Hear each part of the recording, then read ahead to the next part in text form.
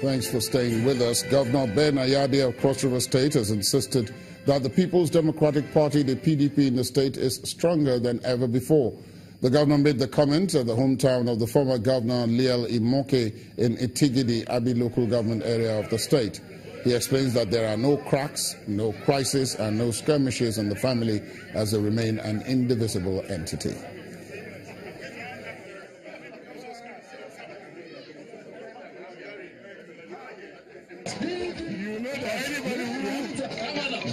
Understands the politics of Cross River State, you know that you have to be in Abi 1st of January. And former governor Senator Liel Imoke has been doing this long before he became a governor. And it's a tradition that those of us who believe so much in him think that it's a day set aside to honor him. So we're here to honor him and to show him that we are that same family that he started with and that the political family is intact. Staying with politics, but this time in Kogi State, where the People's Democratic Party has reacted to the comments made by the state governor, Yaya Bello, on the defection of some members of the main opposition party to the ruling All Progressives Congress in Kogi State. While the governor blew the horn of the APC in the state, the publicity secretary of the PDP, Bode Ogumola, says the turnout at the APC rally was not an indication of the party's dominance. If you think you are popular, conduct local government elections. Next week, let's go for the polls and see who is popular and who is not popular. For them to go to rally, I don't even know what rally they are conducting now anyway, because INEC has not lifted the ban on the campaigns. So we are waiting and very ready to go back to Lugaras. You know what workers are saying. You know what pensioners are saying. You know what the average market person is saying. We are in January 2018 already, and people have been owed 21 months. A family is being owed, the wife is owed 18 months, the husband is owed 21 months, their kids are out of school. And you think those people will go back and vote for this same man? I can assure you that their PVC is ready, their permanent voters card is ready. That is when we know who is on ground and who is not on ground. So forget about these 10,000 decampees. There are clear indications that the federal government is doing everything possible to repatriate Nigerians trapped in Libya and also get to the root of the problems they are facing in the country.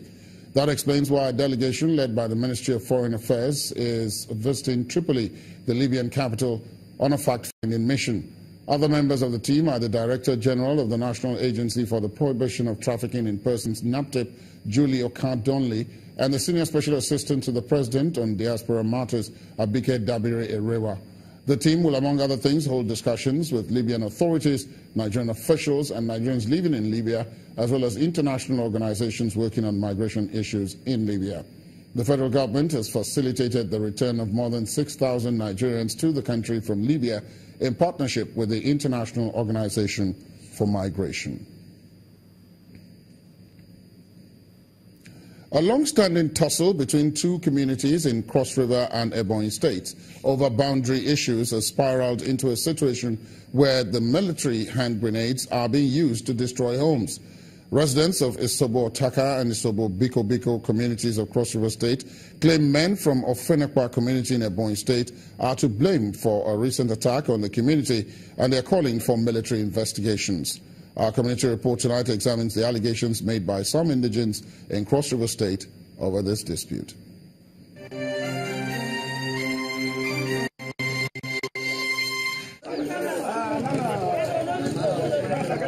Fear, a tool opponents wield in battle with the aim of gaining an upper hand in the mind. And here in Cross River State, South Nigeria, it appears an unknown group is winning against two communities, creating a phobia so strong that the people have developed a bad case of oikophobia, which is the fear of one's home. As the people of the two Isobo communities gather to discuss the terror that had led them to prefer staying outdoors, this resident presents physical evidence to their claim. A hand grenade alleged to have been launched by the unknown attackers. The president of the People's Assembly calls for an investigation into how the grenade made its way into the wrong hands. Our concern is that we do not expect such a weapon to be in the hands of civilians. We want to ensure that the military investigate the weapon and find out how this weapon left the military and ended up in the hands of miscreants in the street. A weapon that has the ability of wiping out communities. And we say no. We want the world to see this. We want the entire country, the state, the world to see that there is a community in Cross River State called Isobo that is suffering, that have been suffering in endless war. And now the war has taken a new term, a new dimension where they are releasing weapons that has the ability of wiping out the entire communities. Most, if not all, the residents believe this attack is coming from the Ofenekpa community in neighboring Ogun State, whom they say are bent on destroying their homes and, worse, take lives over boundary rights. Earlier hour of the day, the Ofenekpa people waylaid us. They threw us with a plastic bomb, which we cannot understand, and we never know how it comes about. We started hearing bomb up to 4 mouths, and we all rose up. And in fact, the rocket, you saw the pieces here, and most of them that are handling them. We want state government to come in to alleviate this problem, to alleviate the suffering masses here. We have been fighting. In fact, the 9 years blood skirmishing was too much. Not willing to take a back seat while its residents live in perpetual fear, the security advisors of the governor of Cross River is saddened by this development because, as he puts it, there appears to be a light at the end of the tunnel. But this may not be the case. The most recent attack, for us, it's a bit of a surprise, knowing that a committee has been set up, our working and will not finished, and then this attack. However, the governor has directed the security agencies to move there, and I'm sure that before the next quarter of the year, we'll be able to resolve this issue. A story always has 2 sides before judgment can be passed. For now, this is only the cry of the aggrieved. All that is left is for the accused to speak out for the sake of understanding and lasting peace.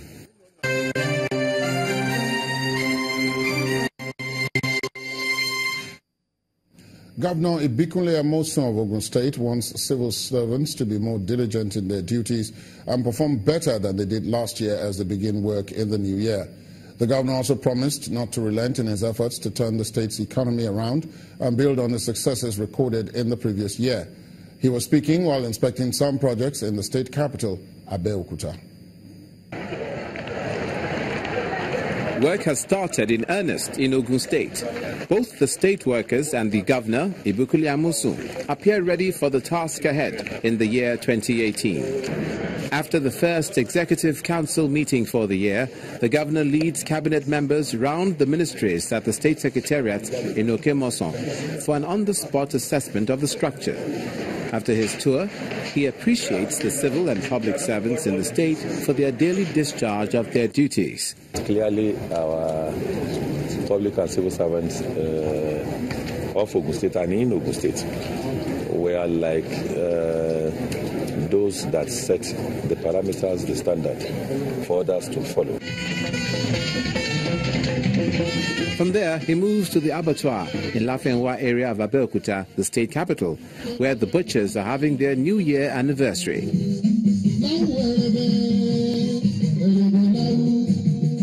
The State Commissioner for Agriculture highlights the plans of the state government. We have already started in Ogiri.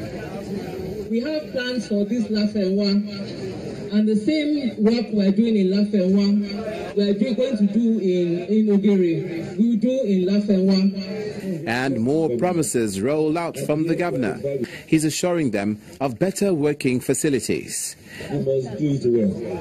We cannot allow the same old way that our forebears worked. We don't want them to be working like that. There are modern tools and technology. We are going to we are taking it to the height that it is anywhere in the world. We are going to automate all our abattoirs and everything. If this tour and motivation is anything to go by, just at the beginning of the year, then both workers and citizens alike must brace up for an eventful year in 2018. And it's now time for the business news of tonight. Here is Emana Amawe.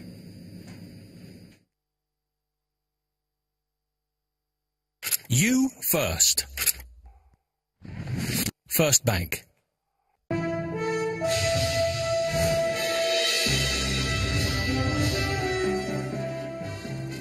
Welcome to Business News.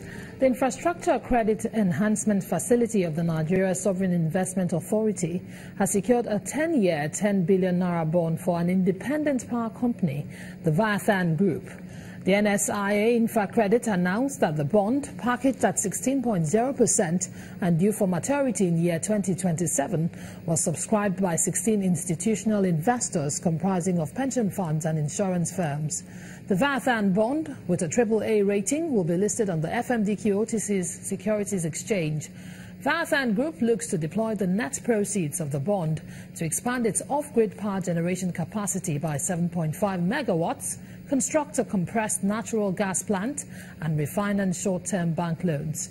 A few weeks ago, the NSIA announced an investment of $5 million in the Chapel Hill Denham Infrastructure Debt Fund, already listed on the FMDQ OTC. And Nigeria's Communication Minister, Mr. Adebayo Shitu, says the federal government has agreed to a $550 million deal to buy 2 Chinese communication satellites. The minister hints that the China Exim Bank and the manufacturer, China Great Wall, agreed to pay for the new satellites after Nigeria renegotiated an earlier deal. The minister says the funds are not a loan, but the Chinese company will take an equity stake in the federal government's satellite communications managing company, that's NatComSat. The contract is expected to be signed before the end of January, while the satellites will be launched after a 2-year production period. And the Consumer Protection Council of Nigeria has condemned the high rate of counterfeiting in the southeastern part of the country and is asking the federal government to declare a state of emergency in the region. The Director General, Mr. Babatunde Irukere, made this call while meeting manufacturers on the need for quality standards. The counterfeiting and adulteration market in the southeast is a runaway train. And sir, I think even the legitimate manufacturers themselves are scratching their heads about people are dying, even from adulterated palm wine. People are dying. And so the scope is wide. So people are dying from what they eat. People are dying from flipping the light switch because of fake electrical wires or fittings. And so the reality of what we're talking about is what costs life. It's not consumer satisfaction or convenience. It's life.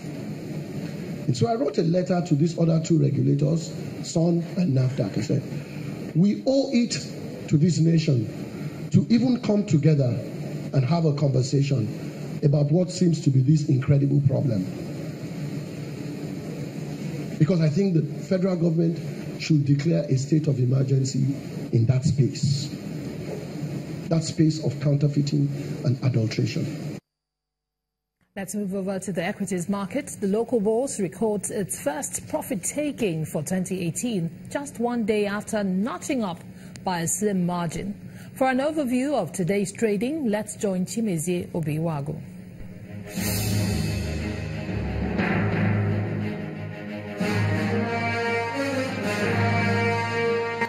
Hello and welcome to the Stock Market Report. Dangote Cement was the major drag on the equities market today. In fact, the market was doing very okay for the better part of the trading session, but few minutes to the close of trading, the cement giant shared 3.04% of its share price, and that pulled the overall index into the red zone. By the time the closing gong sounded, the all-share index had plunged 0.20%. Despite this negative swing, most traders believe market fundamentals are still strong. For instance, there were some improvement on the transaction volume and value traded. Most of the Tier 2 banks were on bid for the better part of the trading day, and the consumer goods sector also saw some upward movement, 0.53%. It's just 2 days of trading into the new year. Traders are optimistic the market will find an equilibrium before the end of January. And that was the stock market report. I'm Chimezie Obi Iwagu. Over to you now, Imana.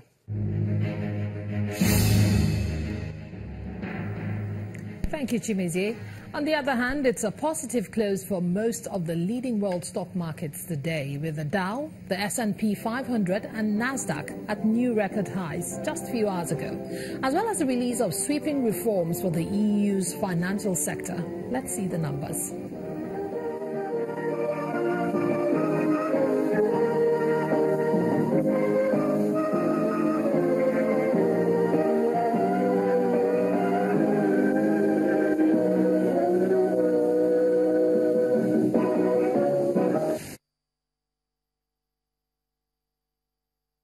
That's business news tonight. I'm Imana Amawe. Ladi.